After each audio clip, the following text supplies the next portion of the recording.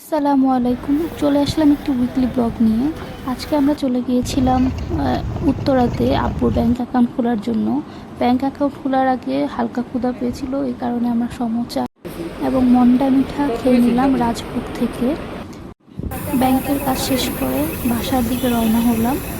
এরপর আসি নেক্সট উইকের ফ্রাইডেতে আমাদের গেট টুগেদার দাওয়াত ছিল। আমরা সেখানে চলে গেলাম প্রাইভেট কার ভাড়া করে। জায়গাটা ছিল পূর্বাচলে।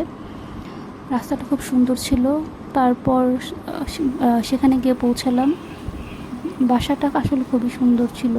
বাইরে থেকে অনেক ফুলের গাছ লাগানো ছিল এবং ওই দিনের ওয়েদারটা ছিল খুবই গরম এবং রোদ, তবুও খুব সুন্দর লাগছিল।